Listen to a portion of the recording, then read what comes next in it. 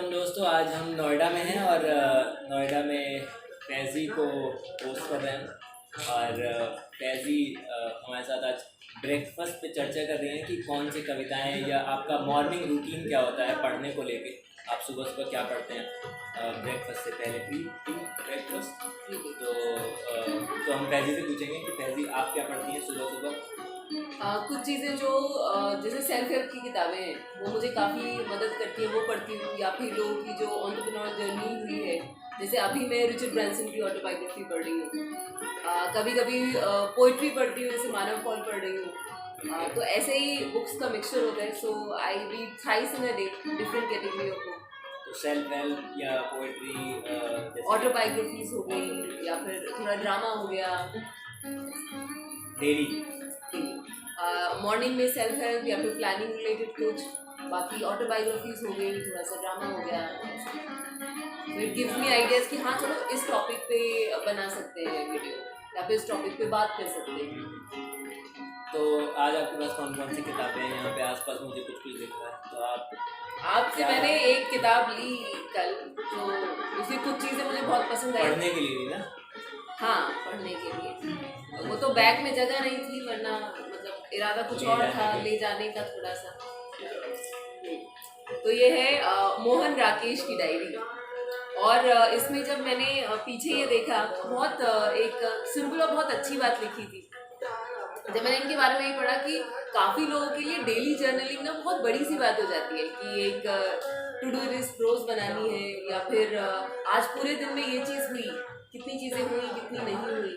हम तीसरे से चौथे दिन जाने में थोड़ा सा वक्त लग जाता है, कभी कभी वो फ्लो टूट जाता है। तो ये सारी चीज़ें शायद सबके साथ होती हैं, क्योंकि हर कोई डेली जर्नलिंग नहीं कर पाता। और एक लेखक के ज़िंदगी में डायरी का जो है क्या अहमियत होती है। तो वो दो तीन जो लाइंस बहुत सिंपल सी लिखी, वो बहुत प्यारी लगी मुझे कि डायरियाँ लेखक का अपना और अपने हाथ से किया हुआ पोस्टमार्टम होती है। एक लेखक कैसे तिल तिल जीता और मरता है, अपने समय को सार्थक बनाते हुए खुद को कितना निरर्थक पाता है और कैसे ये अर्थ पैदा करता है।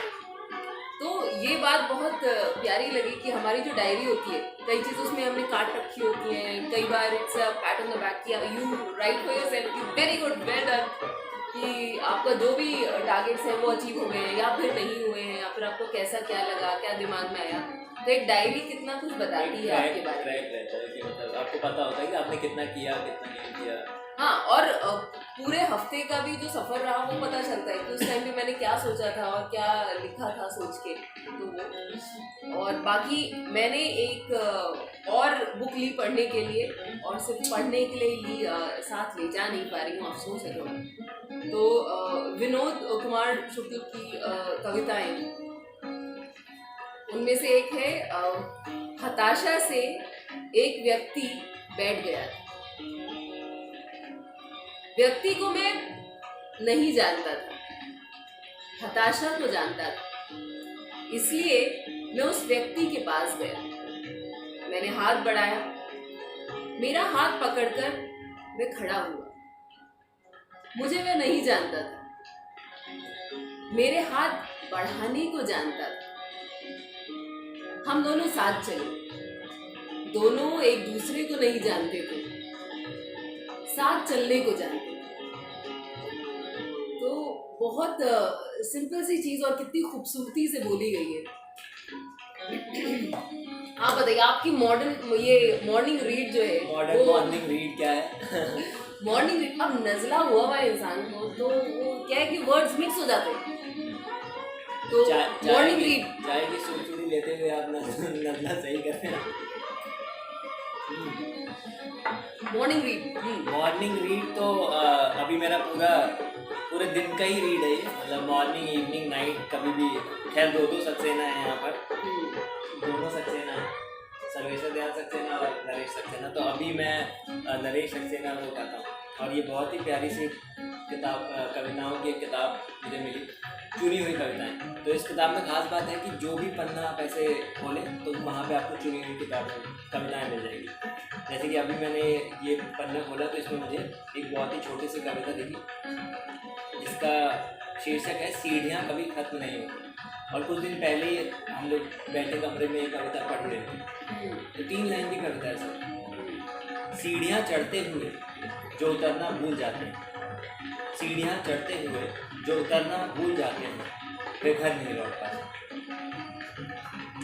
बताओ, तो ये है मॉर्निंग इवनिंग नाइट, मतलब ऑल डे का यही चल रहा है मेरा। पतली सी किताब, एक कभी भी आप कुछ भी फील कर रहे हो, एक पन्ना खोलो और उसकी एक कविता पढ़ लो। जैसे कि एक और कविता मिली मुझे, आघात, ये मैंने पहले नहीं पढ़ी। आघात से कांपती हैं चीज़ें, अनाघात से उससे ज़्यादा। आघात से कांपती हैं चीज़ें, अनाघात से उससे ज़्यादा। आघात की आशंका से कांपते हुए पाया खुद को। आघात की आशंका से कांपते हुए पाया। तो ऐसी चीज़ें हैं। और ये जो बुक मार्क है, हाँ, तो ये this is very beautiful, we read it for us. तो ये बुक मार्क मुझे किताबों के साथ मिली, जिस पे बहुत ही प्यारा सा एक कोट लिखा हुआ है। कितनी खुशकिस्मती है ना इस बात में कि ज़िंदगी में कोई बुक मार्क सा हो जो कहे डरो मत, मैं इस भीड़ में तुम्हें खोने नहीं दूँगा। और काश ऐसा बुक मार्क जो है मिले सभी को, जो लोग ढूंढ रहे हैं जिंदगी में। हाँ, मिल तो जाना चाहिए। और मतलब क्या क्या पूरे दिन में पढ़ने का होता है कि यू शिफ्ट द कैटेगरीज की, नहीं मैं थोड़ा सा ड्रामा पढ़ना चाहता हूँ या फिर मैं कैसा कंटेंट कंज्यूम करना चाहता हूँ? अभी फिलहाल तो मैं कुछ नहीं पढ़ रहा हूँ, सिर्फ कविताएं लिखना है। तो कोई भी एक किताब उठा लेता हूँ और उसमें से कविताएं, क्योंकि मुझे लगता है कि कविताएं बहुत जल्दी आप पढ़ सकते हो। आपको उसके लिए बहुत ज़्यादा फोकस नहीं चाहिए। आपने 1 मिनट में कविता पढ़ ली, फिर उस पर सोचते रहो पूरे दिन, अगर वैसी कोई कविता मिल गई आपको। And what are you watching?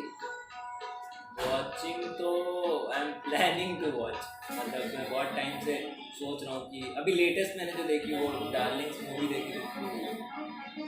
तो उसके बाद तो अभी like I think you suggested that Outlander series, तो नेक्स्ट में भी वो देखूँगा। हाँ, और वैसे भी अब तो जो पासवर्ड शेयर किया है, अब तो हम रहते भी नहीं हैं स्क्रीन पे, अब तो देख लिया करो। आप देखें, मतलब आर्टिस्ट लोग जो है, एक नेटफ्लिक्स का पासवर्ड कितने लोगों के पास में होता है और कितने लोग मिलजुल के फिर वो देखते हैं सीरीज। हाँ जी। और बताइए, और ब्रेकफास्ट में क्या क्या करना है? ब्रेकफास्ट में आप मेरे को और किताबें दो, और मैं किताबों की थोड़ी थोड़ी सी चीज़ें लेके जाऊंगी फिर। अच्छा, तो ये है, ये भी है एक सर्वेश्वर दयाल सक्सेना है, इसमें से कुछ पढ़ना चाहूँ तो पढ़ो। या फिर अभी रिसेंटली कुछ लिखा है? मैंने लिखा तो खैर 2 लाइनर्स ही हैं, वो भी सब दोनों में मुझे याद नहीं आता। मैंने रिसेंटली हाँ, तो कल हम बात कर रहे थे ना, वो 2 लाइनर जो मैंने बहुत पहले लिखी थी एक, और वो याद नहीं आ रही थी, तो वो 2 लाइनर में पढ़ देता हूँ। मुझे याद है कि किसी को कोई दिख जाता हूँ मैं, किसी को कोई दिख जाता हूँ मैं जो हूँ उसे छोड़कर हर कोई दिख जाता हूँ। वाह। ऐसे ही और इसके पीछे की मैं कहानी बताऊं कि कोविड का टाइम था, सेकंड वेव, हम सभी लोग जो है ना वीडियो कॉल पे थे, और ये रतन के ना बाल बढ़ गए थे काफ़ी, दाढ़ी वाड़ी और बाल बढ़े हुए थे। तो हमें से किसी एक फ्रेंड ने बोल दिया था कि भाई तुम बाल कटवाओ, पता चला कोई इंसान जो है कुछ और समझ लिया तुम्हें। उसके बाद शीशे में इन्होंने अपने आप को देखा जाके, और फिर उसके बाद ये लिखा है।